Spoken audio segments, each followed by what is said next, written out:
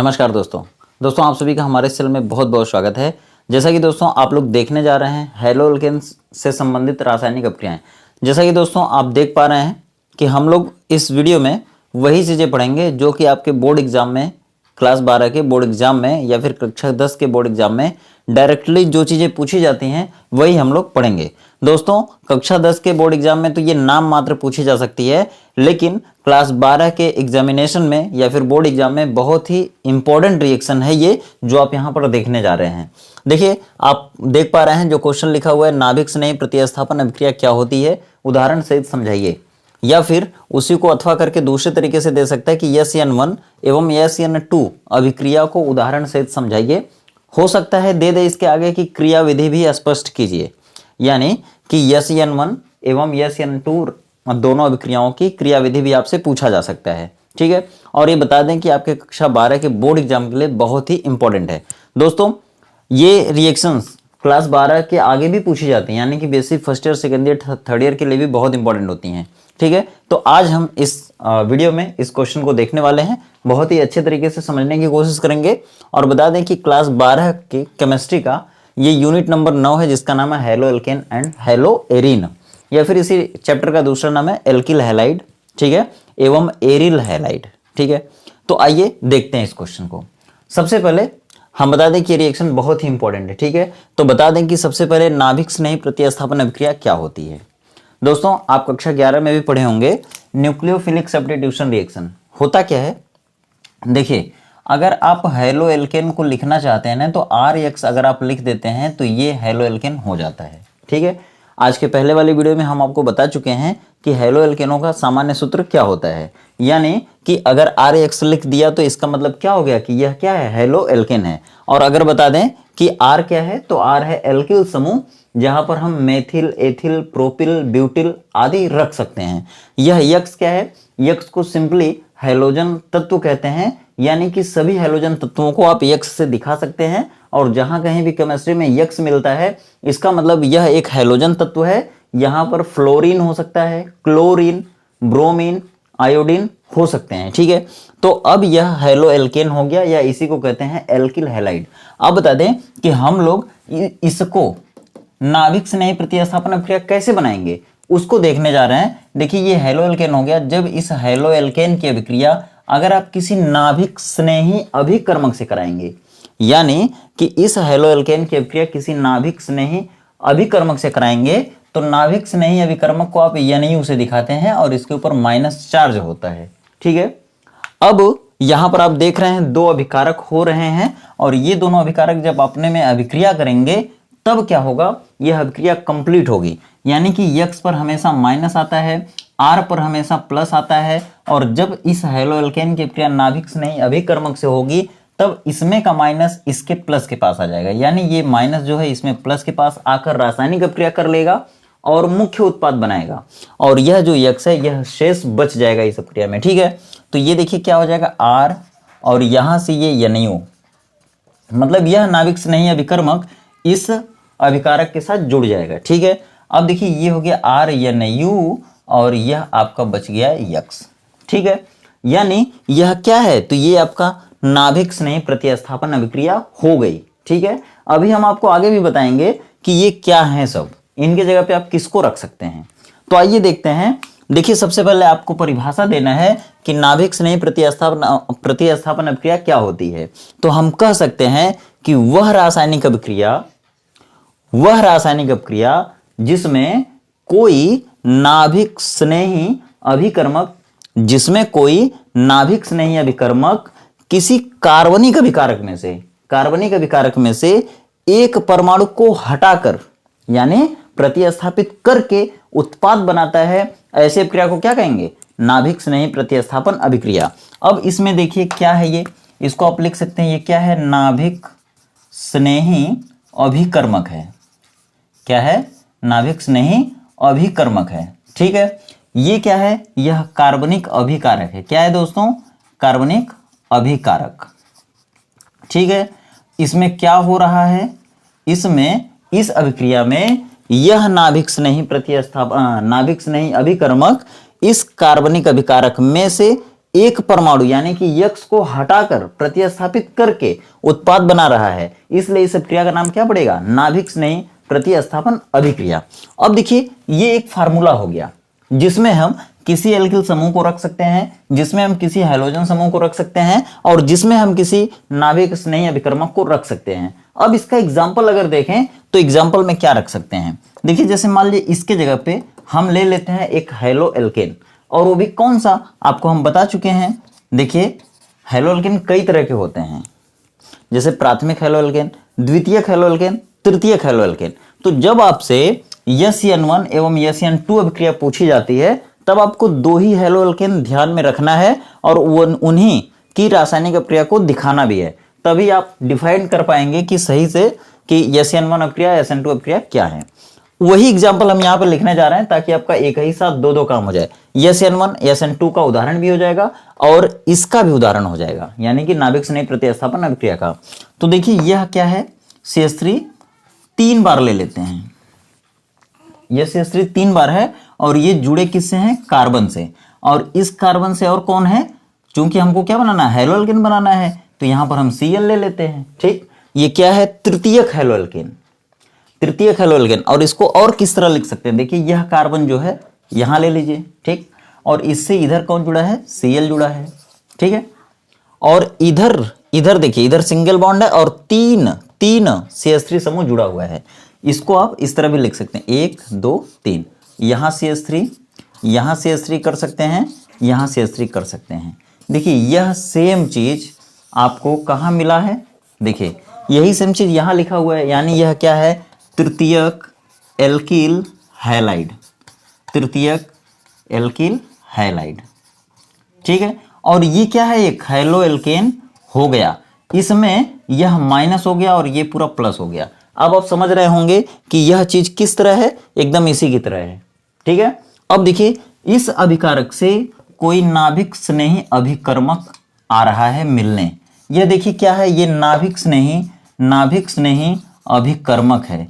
इसको नाभिक स्नेही अभिकर्मक क्यों कहते हैं? क्योंकि यह ऐसा अभिकर्मक है जो नाभिक से स्नेह रखता है। नाभिक से स्नेह क्यों रखेगा? क्योंकि नाभिक के पास दुनिया में जितने भी परमाणु होते हैं उन सभी का नाभिक धन आवेशित होता है, क्योंकि आपको मालूम है किसी भी परमाणु के नाभिक में न्यूट्रॉन और प्रोटॉन रहते हैं, जिससे प्रोटॉन पर धन आवेश आता है। तो किसी भी परमाणु के नाभिक में प्रोटॉन रहते हैं, इसलिए पूरा नाभिक क्या होता है? धनावेशित होता है।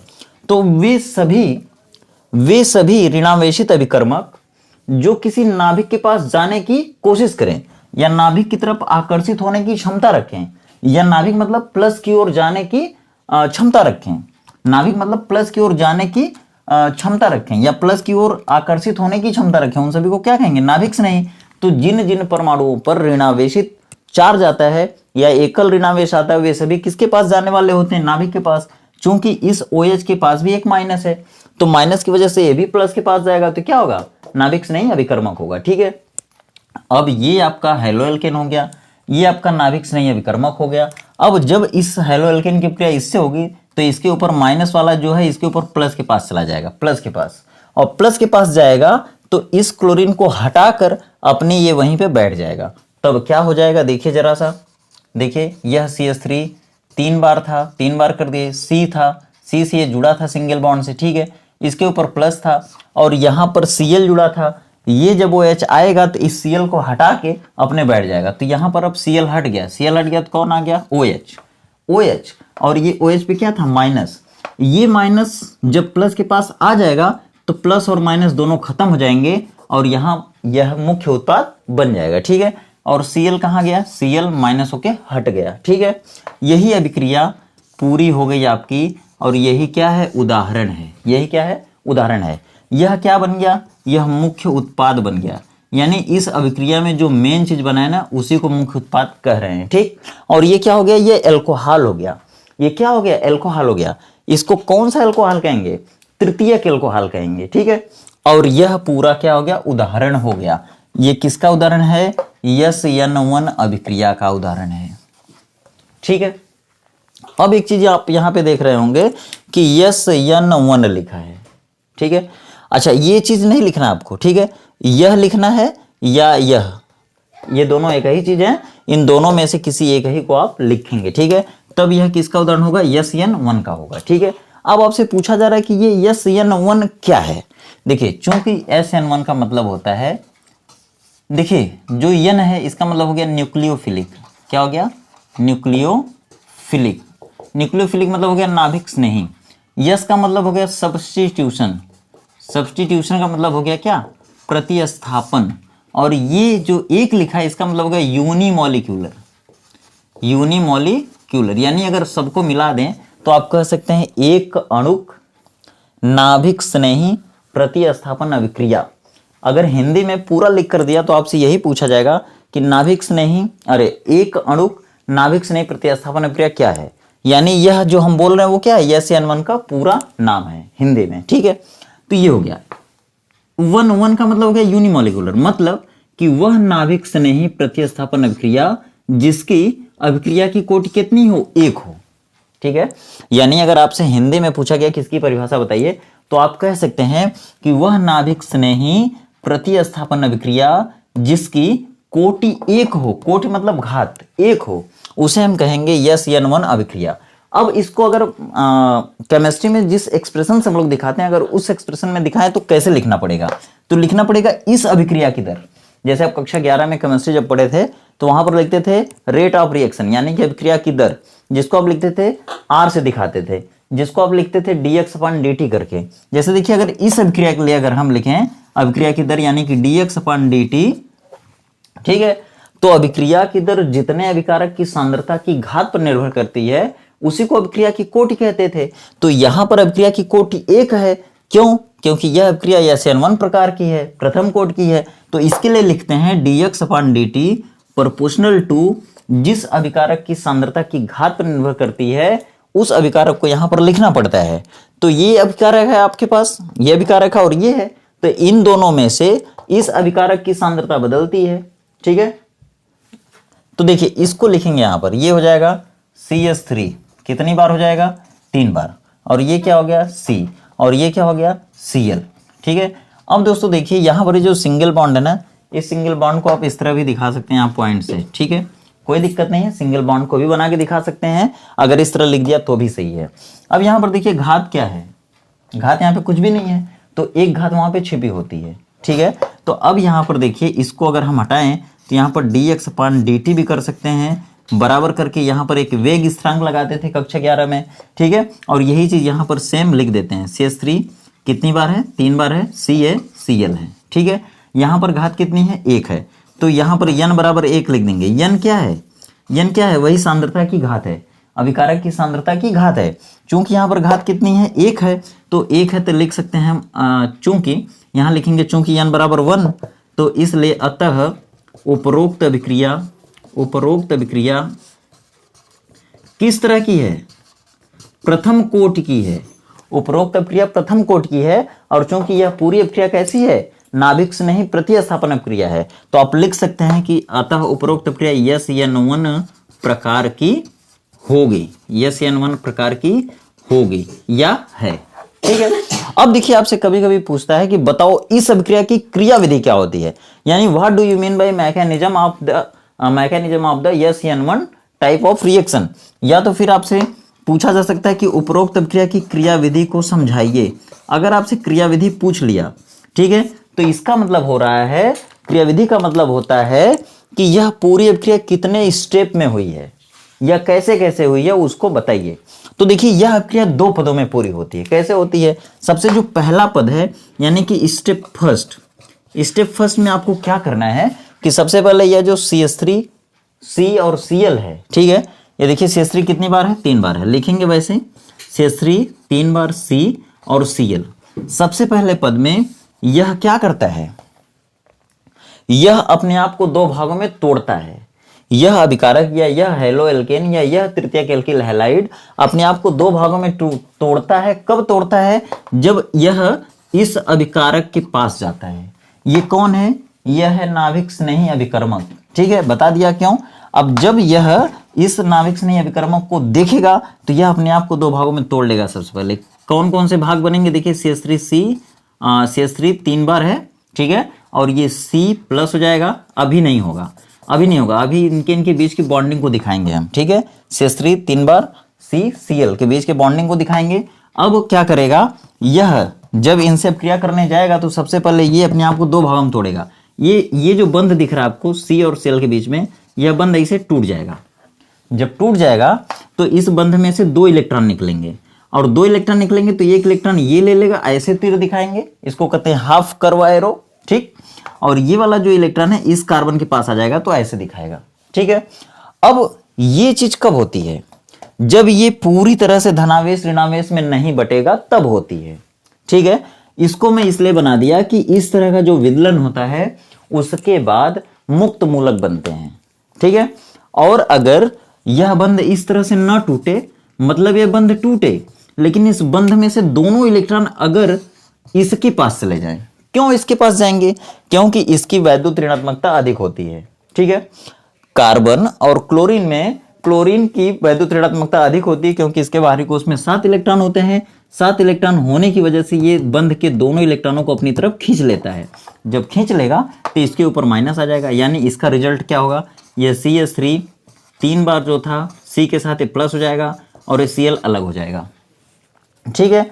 अब क्या हुआ है, यह इन दोनों को 2 भागों में बांट दिया, या कह सकते हैं कि यह इनकी उपस्थिति से अपने आप को 2 भागों में बांट लिया पहले स्टेप में। अब दूसरा स्टेप क्या होगा, स्टेप सेकंड क्या